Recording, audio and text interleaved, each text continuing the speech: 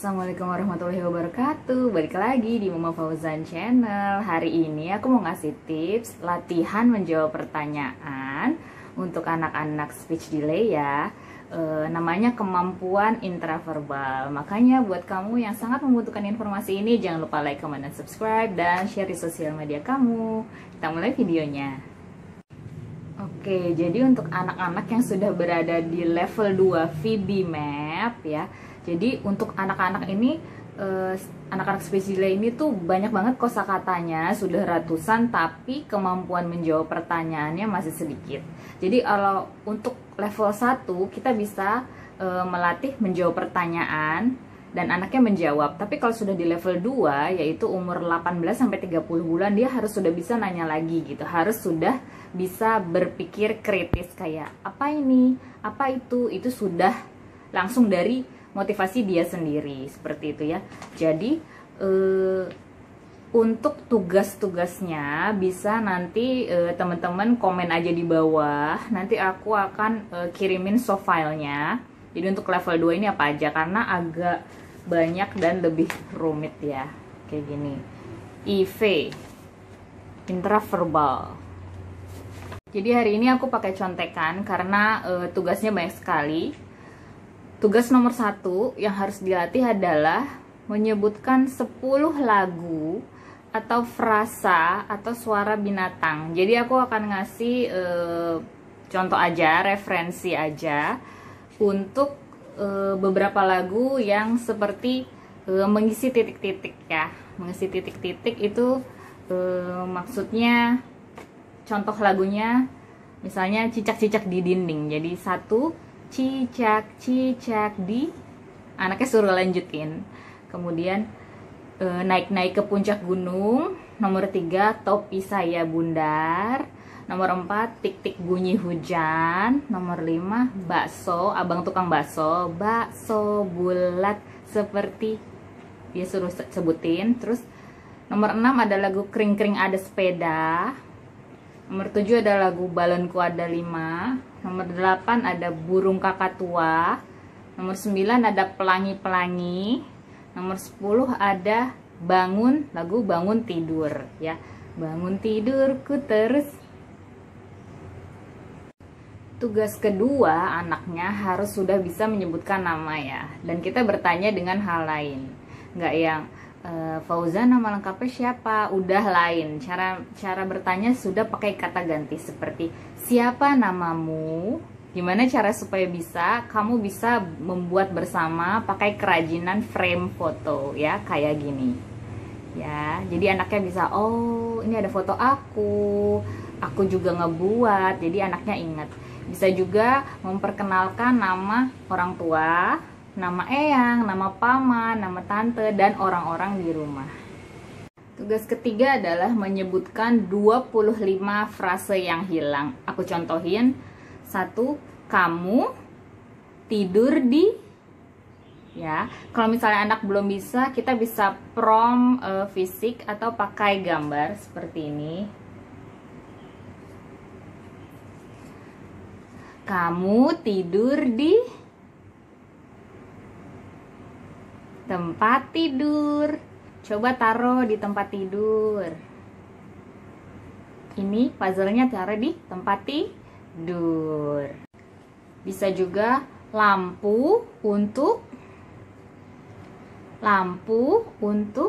kalau misalnya anak belum mengerti, bisa kita prompt fisik lampu untuk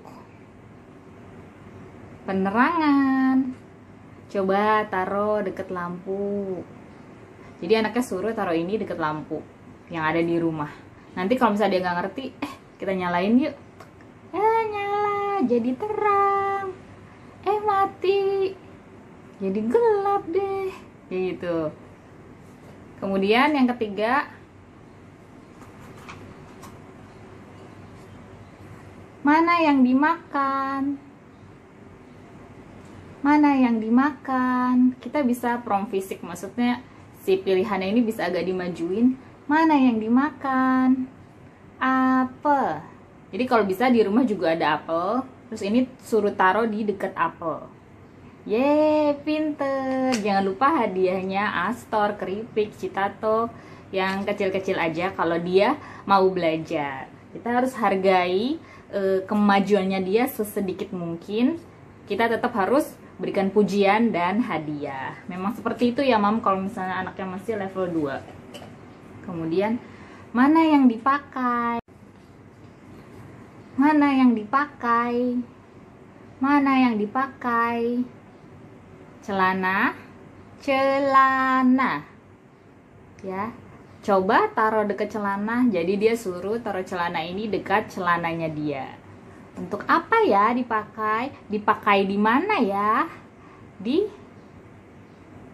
dia suruh jawab ya, Mam. Kayak gitu. Kemudian nomor 5 bisa lap titik meja. Jadi ini bisa sambil melakukan dalam kegiatan sehari-hari. Jadi terapinya itu ya, kalau terapi di rumah nggak perlu nih ada meja terus kita jajarin puzzle seperti di klinik tumbuh kembang, tapi lebih ke alami aja. Memang kita sedang beraktivitas sama dia. Seperti itu. Misalnya bisa juga nomor 6 cuci tangan. Dia sambil cuci tangan. Kemudian gosok gigi ya, sambil gosok gigi. Kemudian baca buku. Kemudian menulis di misalnya buku gambar di kertas. Menulis pakai, diliatin ya, Mam, krayon, pensil warna seperti tadi disuruh memilih. Makan di ya kan, piring atau di meja makan. Makan pakai ya, prom vokal. Kemudian minum ujung-ujungnya aja juga nggak apa-apa ya, Mam. Patut dipuji juga kalau tadinya dia nggak bisa, sekarang bisa. Itu suatu kemajuan. Kemudian mandi pakai sabunnya suruh ambil sendiri. Kemudian mandi di titik-titik. Cuci, tadi cuci udah ya. Main, dorong, buka pintu, tutup kaleng, matikan lampu, masak nasi, ya kan? Pasang puzzle, misalnya seperti itu. Rapikan mainan, ambil kue ya. Itu tadi 25 frase yang hilang seperti mengisi titik-titik. Jangan lupa memilih, bisa pakai gambar atau prompt fisik ataupun prompt vokal. Tugas selanjutnya adalah 25 pertanyaan sederhana. Nomor 1, minum apa? Yang kedua, makan apa?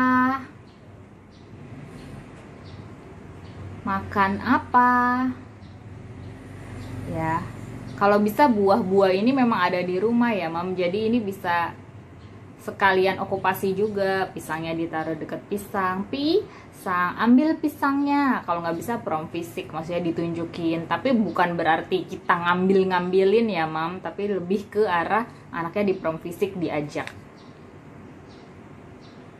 Suka yang mana?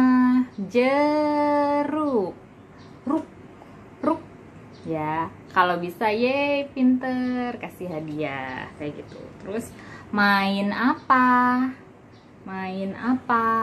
ya. Nomor 4, semprot apa. Jadi mau nggak mau anaknya memang beraktivitas. Jadi kalau misalnya anaknya dimanjain, nggak diajak apa-apa, nggak ada aktivitas apa-apa, kemampuan bicaranya juga tidak akan meningkat gitu ya. Karena untuk di rumah stimulasi itu memang harus sambil melakukan. Jadi nggak perlu di meja seperti yang terapis lakukan di klinik tumbuh kembang ya.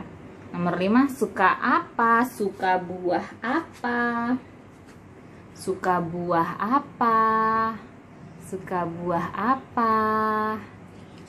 Ya.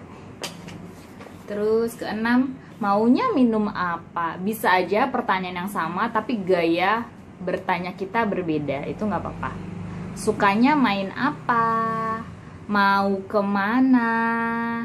pakai baju apa, suka warna apa, pakai celana apa, pakai sandal apa sepatu, naik sepeda apa jalan kaki, ke pasar apa ke mall, Indomaret apa Alfamaret, spidol apa krayon, pensil atau pulpen, sama mama atau sama ayah, sama om apa tante, teh manis apa tawar. Jadi kalau misalnya dia minta sesuatu, tawarkan pilihan gitu kan. Jadi nanti dia senantiasa mendengar pertanyaan gitu ya, punya inisiatif untuk menjawab.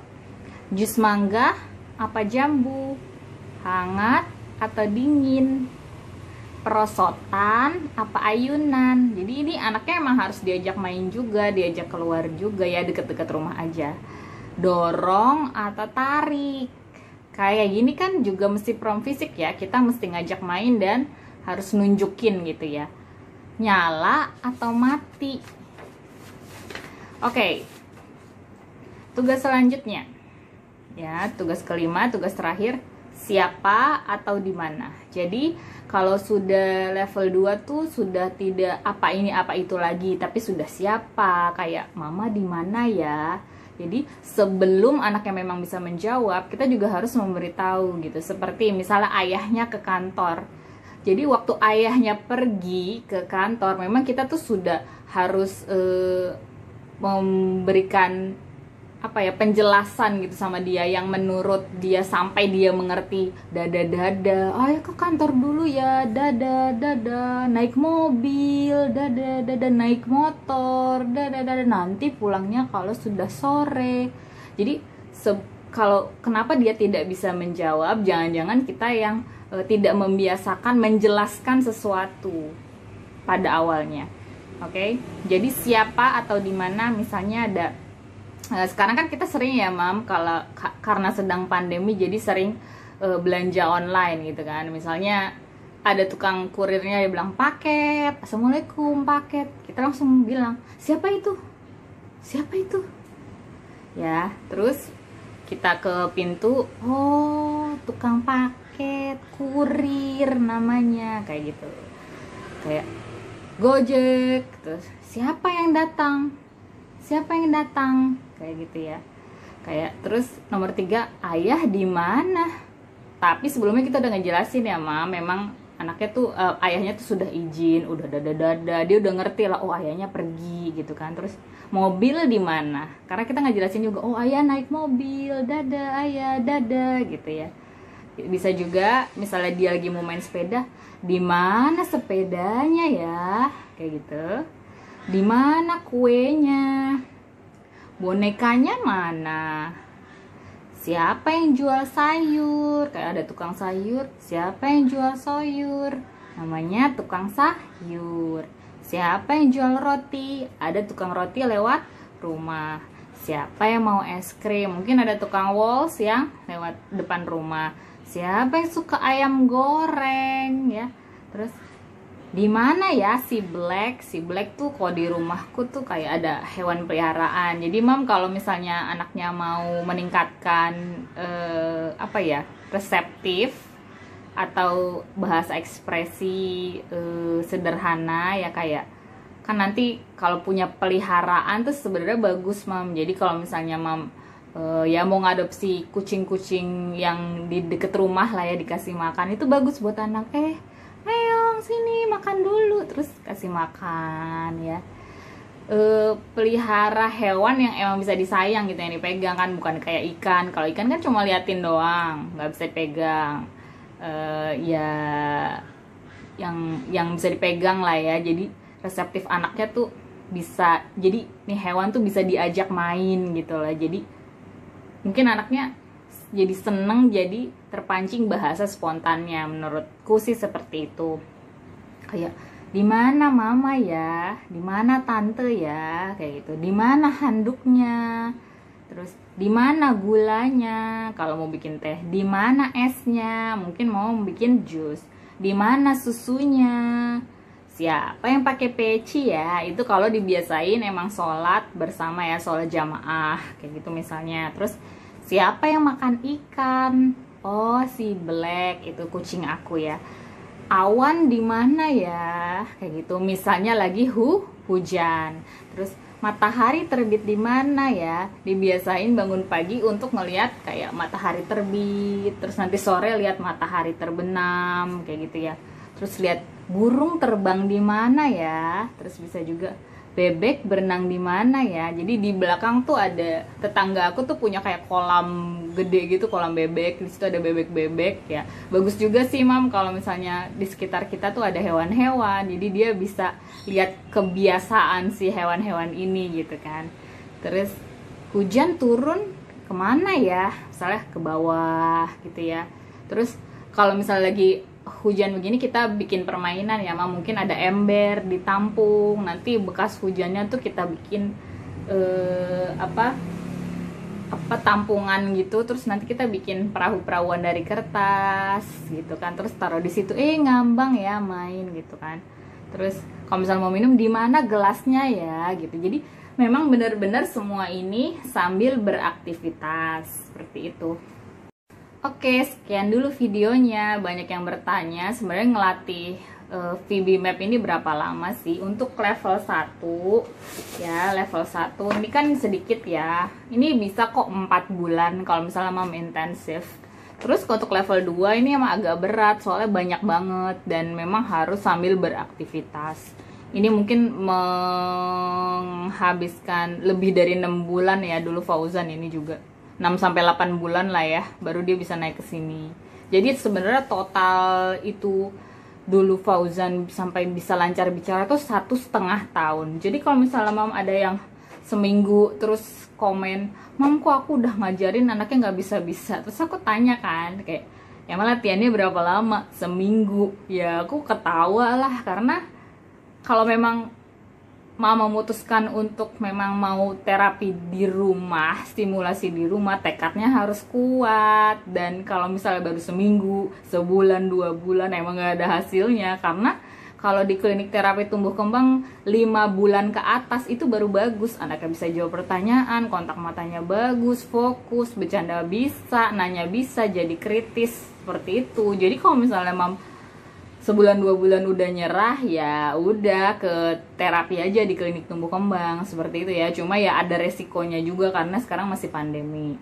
Jadi menurut aku ya kalau misalnya sekarang lagi panik, bisa aja Mam itu